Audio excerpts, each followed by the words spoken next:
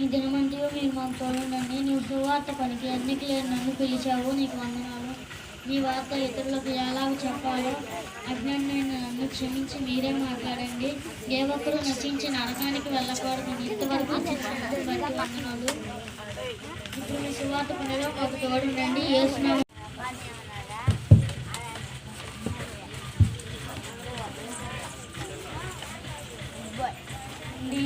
రండి రండి యేసుని యొద్దకు రమ్మనుచున్నాడు. ప్రయాసపడి భారము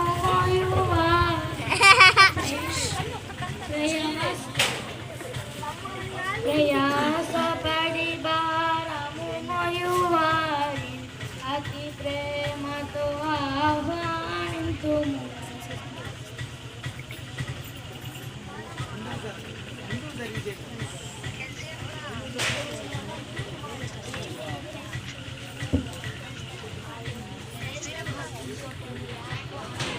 ప్రేమిస్తున్నాడు.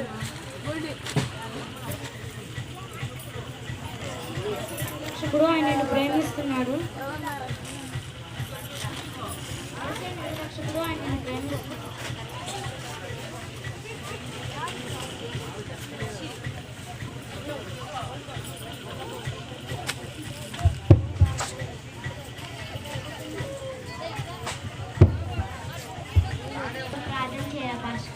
సరే అమ్మ, కళ్ళు మూసుకో, ప్రార్థించాలి.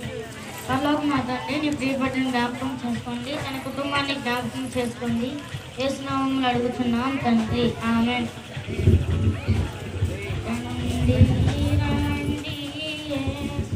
ఇది ఒక రకమైన వ్యాపారం, పగటి వేషం. వీళ్ళకేం పని ఉండదు, సచ్చి తగిలించుకొని ఊరు మీద పడతారు.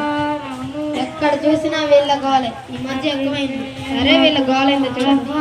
ఏమయ్యా, ఇట్రా, కాస్త నీతో పని ఉంది. వస్తున్నాను బాబు. యేసే నిజరక్షకుడు, ఆయన నిన్ను ప్రేమిస్తున్నాడు. యేసే నీ కొరకు మరణించాడు, ఆయన నిన్ను రక్షిస్తాడు, పరలోకం ఇస్తాడు. యేసే నమ్ముకో అయ్యా. అవునా, నన్ను రక్షిస్తాడా? మేమే ఆ బదుల్లో ఉన్నా, ఇంకా నీ దేవుడు వచ్చి మమ్మల్ని రక్షిస్తాడా? అసలు మీ గోలేంది? ఎక్కడ చూసినా మీ గోలే. అసలు యేసే గురించి నీ అభిప్రాయం ఏంటి? అందరిలో ఆయన ఒక దేవుడు, కానీ ఆయనే దేవుడు అంటే మాత్రం ఒప్పుకో. ఇతరులను ఇష్టం లేకపోయినా కానీ మీ సోదరుతో చెప్పి విసిగిస్తారు. సత్యం తెలిసిన వాడు నలుగురికి చెప్పాలనుకుంటాడు. ఏంటి నీకు తెలిసిన సత్యం? సృష్టికర్త అయిన దేవుడు తాను చేసిన సృష్టిని ప్రేమించి సృష్టిలో మానవుడిగా పుట్టి మానవుడు తన దగ్గరకు ఎలా రాగలడో మార్గం చూపించి మన కొరకు బలి అయిన నిర్దోషత్వమైన రక్తం ఇచ్చి మన పాపములను విమోచన చెల్లించిన నిజరక్షకుడు, ప్రాణం పెట్టిన పరమాత్ముడు. నువ్వు చెప్తే నేను ఎందుకు నమ్మాలి? అసలు ఆ యేసు నాకు ఏ విధంగా అవసరం? నువ్వు మరణం తర్వాత జీవితం ఉంది అని నమ్ముతావా? నేను నమ్మను. ఇతరు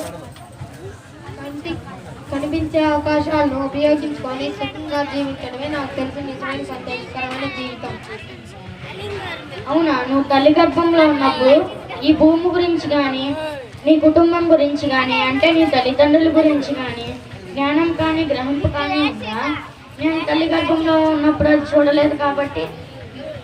చూడలేదు కాబట్టి అదంతా అబద్ధం అంటావా? నువ్వు పుట్టాక ఈ ఊర్లో పుట్టి ఉండకూడదు, ఈ తల్లిదండ్రులు వద్దు అని చెప్పి నువ్వు నీ జీవితాన్ని మార్చగలవా? లేదు కదా. అలానే భూమి మీద ఉన్నప్పుడు పరలోకాన్ని మనం చూడలేము, కానీ చనిపోయిన తర్వాత మనం వెళ్ళవలసిన స్థలం గురించి ఆలోచన మార్చుకోలేము. అందుకే మనం మన జీవితాలను భూమి మీద ఉన్నప్పుడే మార్చుకోవాలి. నువ్వు తల్లి గర్భంలో ఉన్నప్పుడు ఎలాగో ఈ భూమిని చూడలేదు, అలానే నువ్వు భూమి మీద ఉన్నప్పుడు పరలోకాన్ని చూడలేదు. కానీ తల్లి గర్భంలో నుండి బయటకు వచ్చాక భూమి ఉంది అని ఎంత నిజమో, అలానే చనిపోయిన తర్వాత ఇంకో జీవితం ఉంది. దానిలో 2 దారులు ఉన్నాయి, నరకం, పరలోకం.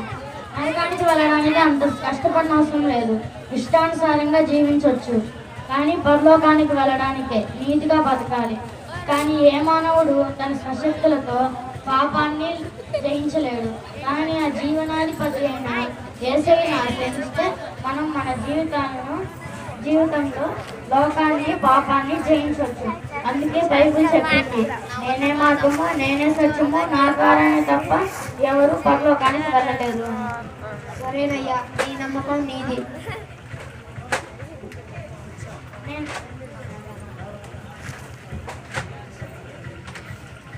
తను మీ కొరకు తను పని చేసిన డబ్బంతా అయిపోయింది, నేను ఎవరిని ఆశ్రయించాలి? మాస్టర్ గారు ప్రార్థన చేయమన్నారు కదా, ఆయన కనిపిస్తే బాగుండు.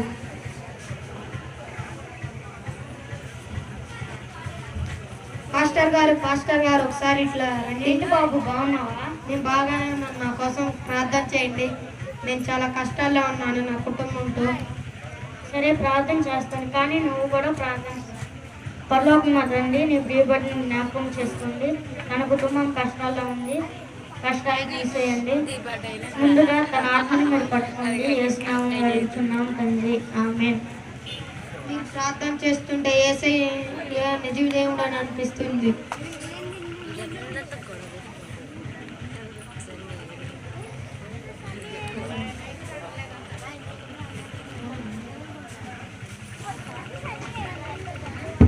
నీకంటే గొప్పవారు, నీలాంటి మంచివారు లేరెవరు ఇలలో.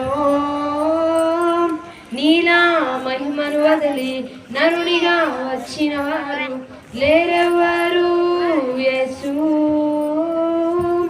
నా కొరకే చేతులు చాచి సిలువలో నన్ను పిలిచి, మంచేలేని మనిషి కొరకు మంచివాడా బలి అయినావు.